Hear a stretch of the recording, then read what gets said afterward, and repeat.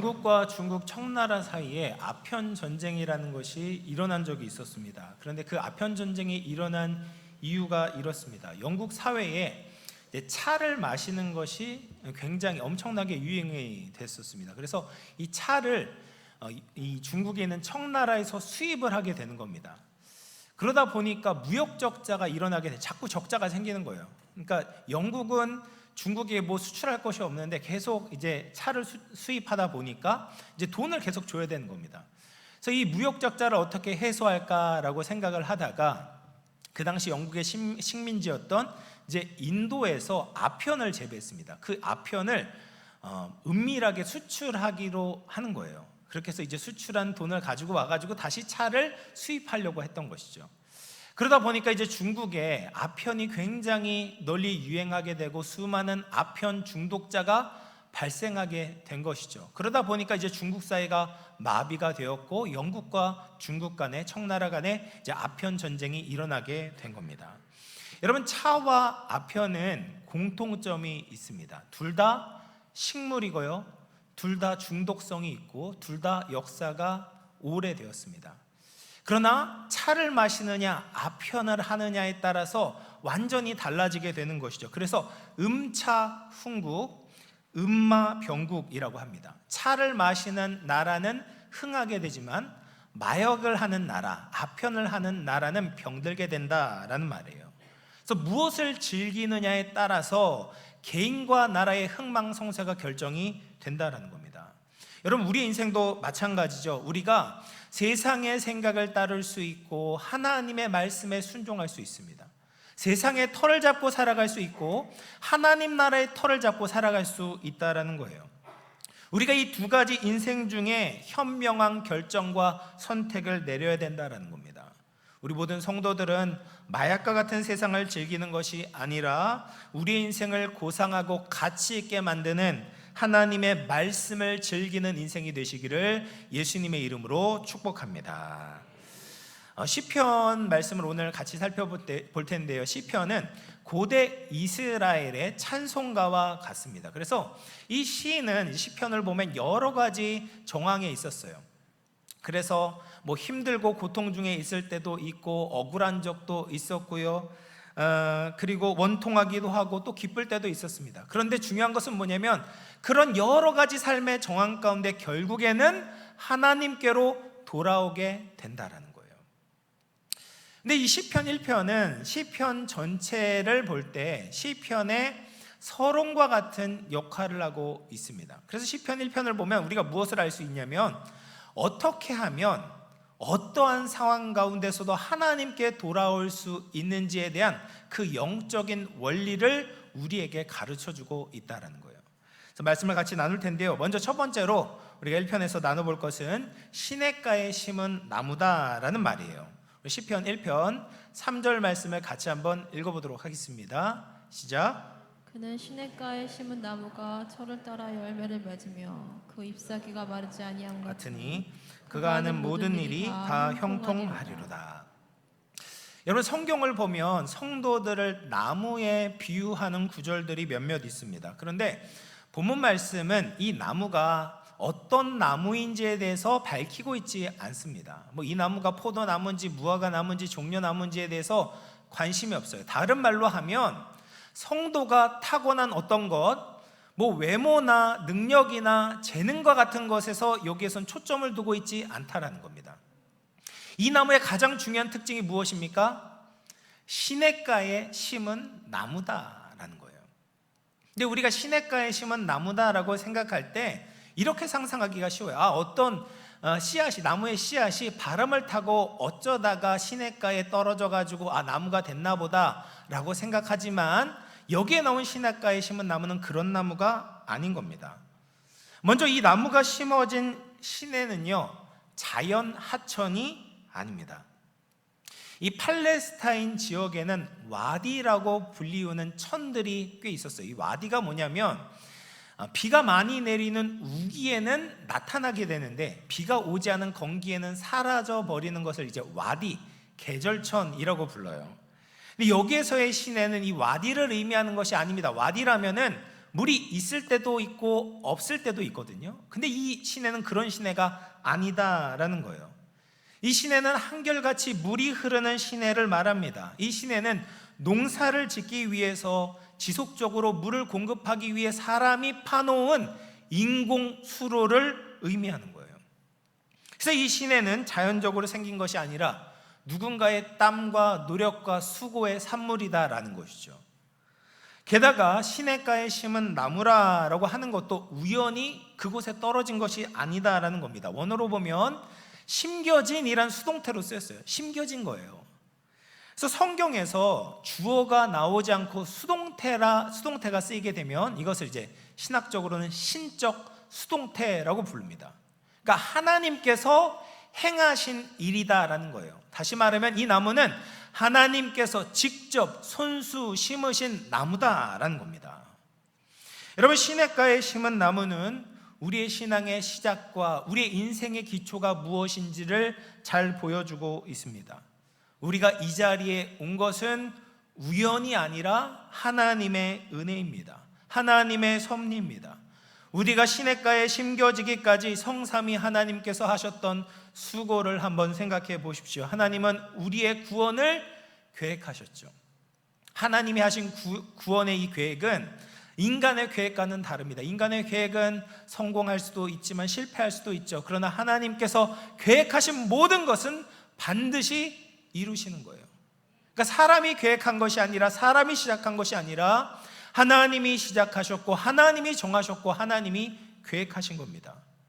그리고 예수 그리스도로 말미암아 그 구원 계획이 이루어졌습니다. 예수님이 우리를 위해서 물과 피를 쏟으시고 십자가와 부활을 통해서 우리가 어떤 값도 치르지 않았음에도 우리를 구원하시고 생명수를 먹고 마시게 하셨습니다. 또 성령님께서 우리를 인치셨죠. 성령님께서 우리 가운데 계십니다. 그래서 성령님은 우리가 하나님의 것이라는 것을 보증하시고 증거하고 계시는 거예요. 그래서 우리가 지금 시냇가에 심겨진 상태가 된 것 아니겠습니까? 이런 상태를 보면서 성도들은 하나님의 은혜의 영광을 찬송해야 된다라는 겁니다. 하나님이 우리를 위해서 은혜의 자리를 마련하시고 또 우리를 은혜의 자리로 인도하셨구나, 그렇게 해서 우리가 잎이 나고 열매를 맺게 하셨구나, 이런 것을 보면서 우리는 하나님의 은혜를 감사하고 찬송해야 된다라는 말입니다. 사랑하는 성도 여러분, 오늘이 이제 맥주 감사 주일입니다. 근데 우리가 하나님께 감사해야 되는 가장 중요한 이유가 무엇입니까? 우리가 시냇가에 심은 나무가 되었다라는 사실입니다. 하나님께서 조성하신 마르지 않는 생명수 곁에 우리를 심으셔서 우리는 더 이상 목마르지 않고 예수 그리스도의 생명을 누리게 되었습니다.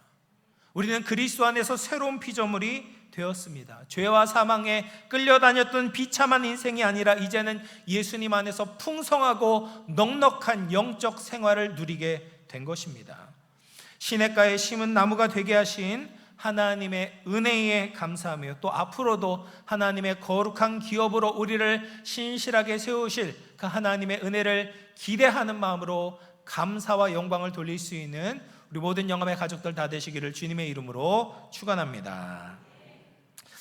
두 번째로 우리가 본문 말씀을 통해서 살펴볼 것은 복 있는 사람의 조건이 무엇인가 라는 거예요. 시편 1편 1절 말씀을 우리 같이 한번 읽어보겠습니다. 시작. 복 있는 사람은 악인들의 꾀를 따르지 아니하며 죄인들의 길에 서지 아니하며 오만한 자들의 자리에 앉지 아니하고. 여기 시편 1편 1절에 복 있는 사람이라는 말이 나오죠. 이 복 있는 사람을 히브리어로는 아쉐르라는 말이에요. 근데 히브리어에서 이제 복이라고 할 때 가장 많이 쓰이는 단어가 뭐냐면 바라크라는 단어가 있어요. 바라크. 그래서 이것은 하나님께서 인간에게 위에서부터 아래로 내려주시는, 값없이 주시는, 조건 없이 주시는 하나님의 은혜와 생명의 능력을 말하는 겁니다. 그래서 이 바라크가 가장 먼저 사용된 성경 구절이 창세기 1장 22절 말씀이에요. 창세기 1장 22절을 보면 하나님이 그들에게 복을 주시며 이르시되 생육하고 번성하여 충만하게 하셔요.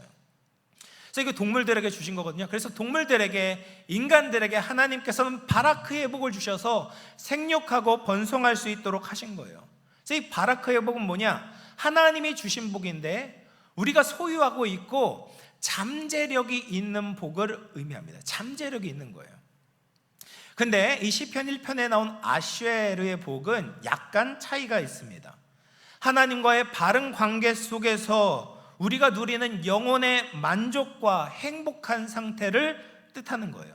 그러니까 잠재력이 발현되어서 우리가 복된 상태를 누리고 있을 때 아쉐르라고 부르는 거예요.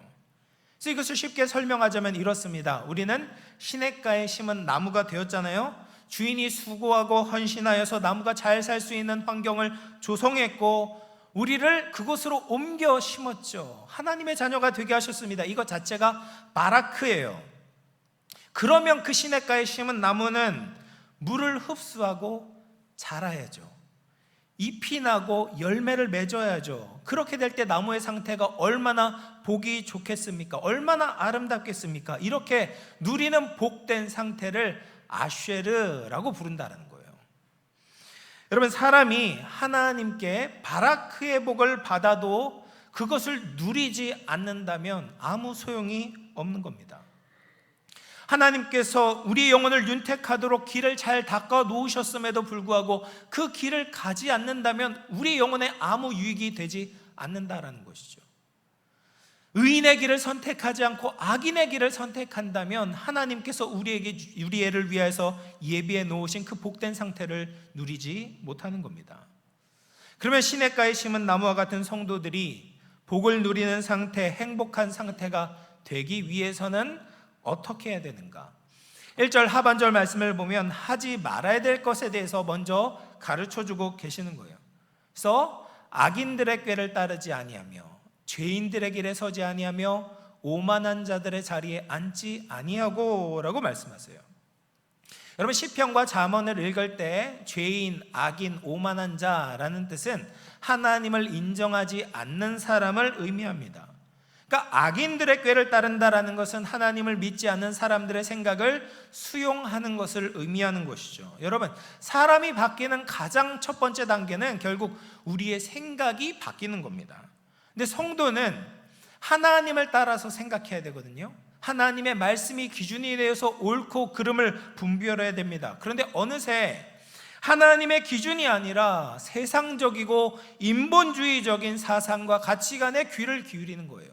그렇게 되면 하나님과 멀어지게 되고 인생이 엇나가기 시작하는 것이죠.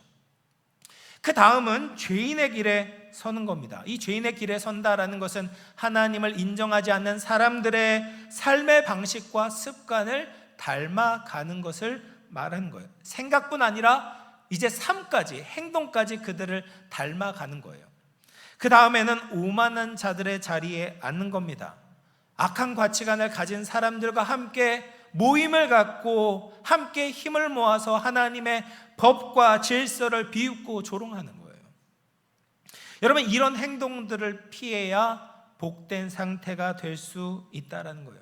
많은 사람들이 그렇게 생각하고 많은 사람들이 그렇게 행동하고 많은 사람들이 모여 있다고 해도 그것이 옳은 것이 아닐 수 있다는 거예요.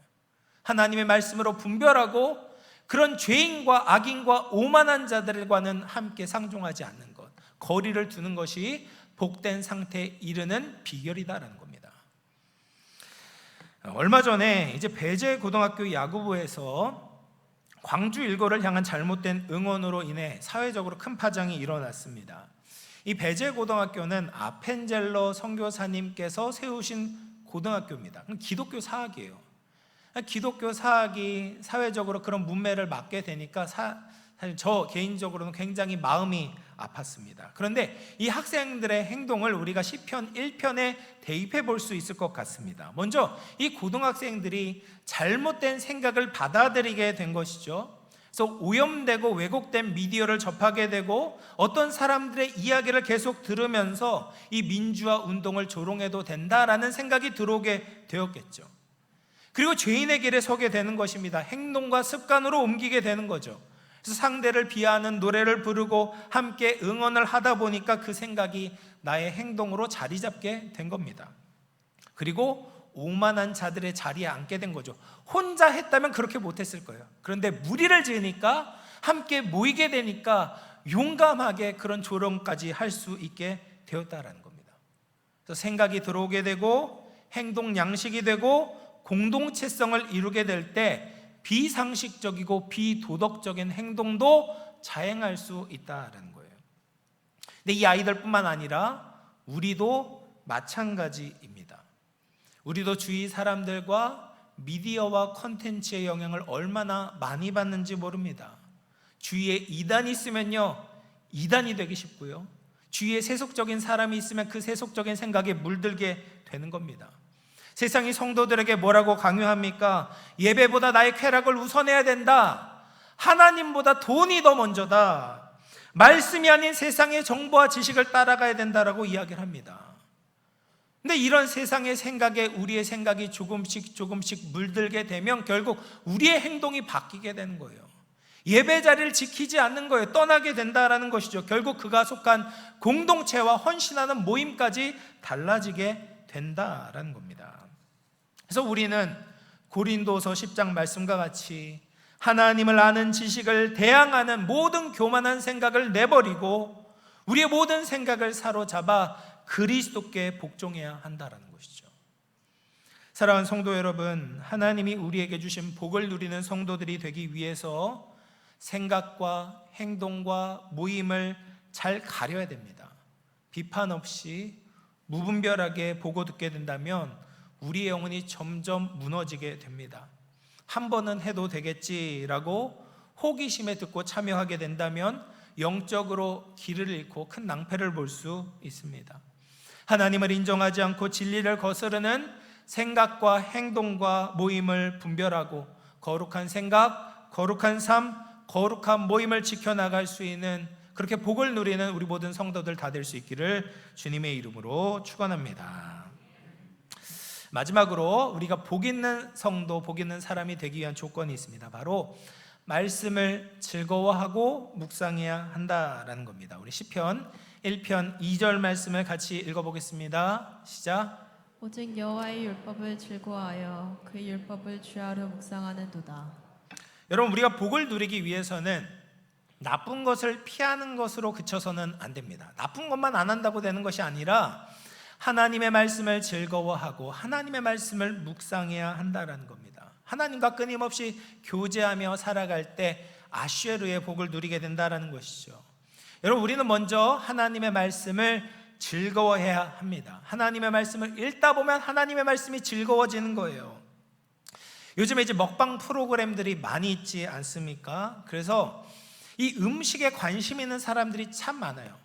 그래서 미슐랭의 좋은 평가를 받은 레스토랑을 찾아가는 사람도 있고요, 맛있는 음식을 찾아서 먼 지방까지 가는 사람들도 있습니다. 그래서 어떤 사람들은 이 행복에 대해서 이렇게 소소하게 정의를 내리기도 합니다. 행복이란 별것 아니다. 좋은 사람들과 함께 맛있는 음식을 먹는 것이 행복 아니겠냐? 이렇게 말하는 사람들이 참 많죠. 거기에서도 물론 행복을 누릴 수 있습니다. 그러나 성도에게는 차원이 다른 행복이 있는 거예요. 우리는 영적인 미각이 살아난 사람들입니다. 그래서 영적인 맛을 봐야 되는 거예요. 말씀의 맛, 진리의 맛을 보아야 됩니다. 하나님의 말씀을 읽고 묵상할 때 느끼는 맛이 있다라는 거죠. 시편 19편 10절 말씀 같이 한번 읽어봅니다. 시작. 곧 많은 순금보다 더 사모할 것이며 꿀과 송이꿀보다 더 달도다. 여러분, 우리가 하나님의 말씀을 읽을 때 꿀을 찍어 먹는 것처럼 영적인 미각이 만족을 누리게 되는 것이죠. 그럴 때 비로소 성도는 진짜 행복할 수 있습니다. 사람이 떡으로만 사는 것이 아니라, 맛있는 음식으로만 사는 것이 아니라 하나님의 입으로부터 나오는 모든 말씀을 먹을 때 비로소 우리의 영혼이 만족을 누립니다. 여호와의 말씀을 즐거워하는 우리 모든 성도들 다 되시기를 주님의 이름으로 축복합니다. 그리고 우리는 하나님의 말씀을 묵상해야 합니다. 여러분, 묵상은 명상과 다릅니다. 불교에서 하는 명상은 비워내는 것이죠. 멍하게 하면서 잡념을 없애는 것이 명상이라고 한다면 묵상은 우리의 마음을 채우는 거예요. 채우는 거. 그래서 이 묵상하다라는 것을 히브리어로 하가라고 하는데, 이 하가라는 동사는 뭐냐면 우리의 입으로 계속해서 읊조리는 것을 의미합니다. 그래서 하나님의 말씀을 그냥 내버려둬서는 안 되는 거예요. 말씀을 자꾸 열어보고 눈으로 보고 말로 계속 고백하고 그 고백한 말씀을 귀로 듣는 거예요. 자꾸 우리 몸에 새기는 겁니다. 그럴 때 하나님의 말씀이 우리 삶 가운데 역사하게 되는 것이죠. 역동적으로 우리의 삶을 인도하는 말씀이 되는 겁니다. 또 묵상을 언제 합니까? 주야로 묵상하라라고 말합니다. 아침부터 저녁까지 기회가 닿는 대로 하나님의 말씀을 계속해서 찾아가고 생각하고 묵상하고 입으로 읊조리는 거예요. 그래서 형통할 때나 어려울 때나 어떤 때든지 상관이 없어요. 하나님의 말씀을 묵상할 때 악인의 길로 따라가지 않게 된다는 거죠. 여러분, 하나님의 말씀은 우리에게 주어진 생명수와 같습니다. 하나님 말씀을 통해서 우리는 지금도 살아계신 예수님을 만날 수 있습니다. 그러기 위해서는 이 시냇가에 심은 나무가 자꾸 이 시냇물을 향해 가야 돼요. 뿌리를 뻗어야 되는 겁니다. 하나님의 말씀에 붙어 있어야지 우리가 마르지 않게 되고 시들지 않고 잎이 나고 열매를 맺을 수 있다는 거죠. 우리 교회 옆에 이제 나무들이 있어요. 조금 큰 나무가 있습니다. 재작년에 저희 교회 이제 배수관이 막혀가지고 전문가가 뚫으러 오신 적이 있어요. 그랬는데 그렇게 뚫었는데 근데 얼마 되지 않아서 또 이 비슷한 현상이 나타나는 겁니다. 그래서 그 전문가에게 AS를 부탁했어요. 그래서 와가지고 이제 내시경으로 이제 검사를 하는데 이 배수관에는 별다른 문제가 없다 이렇게 얘기를 하는 거예요. 지금 뭐 진짜 문제가 없었는지 확실히 모르겠지만, 그러면서 이 전문가가 하는 진단이 무엇이었냐면 이 배수관을 혹시 이 나무가 누르고 있을지 모른다라는 겁니다. 그러니까 나무가 뿌리를 내리면서 하수관, 배수관이 나타나면 그냥 피하는 것이 아니라 막 그것을 찔러 들어간다라는 거예요. 그래서 물을 찾아서 그 물을 흡수해가지고 나무가 더 잘 자랄 수 있다. 그래서 이 나무를 보면 똑같이 아마 심겨졌을 텐데 똑같이 자란 것이 아니라 어떤 한 나무는 더 많이 자라고 있다. 이걸 보니까 아마도 걔가 이거 뚫고 들어간 것 같다. 흙을 파보진 않았습니다. 그렇군요. 그러고 그냥 넘어갔어요. 근데 여러분, 우리가 알 수 있는 게 뭐냐면 가만히 있는 것처럼 보이는 나무들도 물을 얻기 위해서 치열하게 몸부림을 치고 있다는 겁니다. 근데 우리의 모습은 어떻습니까? 우리는 시냇가에 심은 나무잖아요. 하나님께 바라크의 은혜를 받았잖아요. 생명수를 열어놓으시고 우리를 그곳에 옮겨 심으셨습니다. 말씀이 넘치는 풍요의 시대를 살고 있어요. 스마트폰만 열면 말씀을 볼 수 있고 찬양을 들을 수 있고 설교도 넘쳐납니다. 그런데 아무도 막지 않음에도 불구하고 우리는 그 말씀을 가까이 하지 않는 거예요. 이것이 문제 아니겠습니까? 아모스서 8장 11절 말씀을 보면 이렇게 말합니다. 주 여호와의 말씀이니라. 보라, 날이 이를지라 내가 기근을 땅에 보내리니 양식이 없어 주림이 아니며 물이 없어 가람이 아니요 여호와의 말씀을 듣지 못한 기갈이라. 여러분, 우리가 목마른 이유, 우리가 배고픈 이유는 진짜 물질이 없어서라기보다는 하나님의 말씀에 주의를 기울이지 않는 거죠. 하나님의 말씀에 붙어 있지 않는 겁니다. 그래서 영혼의 만족이 없고 복 있는 상태가 될 수 없다라는 거죠. 오늘 말씀을 보면 하나님의 말씀의 복을 누리지 못하는 인생을 바람에 나는 겨와 같다라고 비유합니다. 겨가 무엇입니까? 알곡이 없는 껍데기를 겨라고 부르죠. 수확한 곡식을 타작하고 나면 알곡과 겨로 나누어지지 않습니까? 그렇게 뒤섞여 있을 때 키질을 합니다. 키질을 하면 타작한 곡식들이 위로 올라갔다가 떨어지면서 이 알곡들은 무게가 있기 때문에 그냥 떨어지지만 이 겨들은 무게가 없기 때문에 바람에 날아가게 됩니다. 근데 성도들이 말씀을 즐거워하지 않고 묵상하지 않으면 이 겨와 같다라는 겁니다. 아무 일도 일어나지 않는 때에는 하나님께 붙어 있는 것처럼 보여요.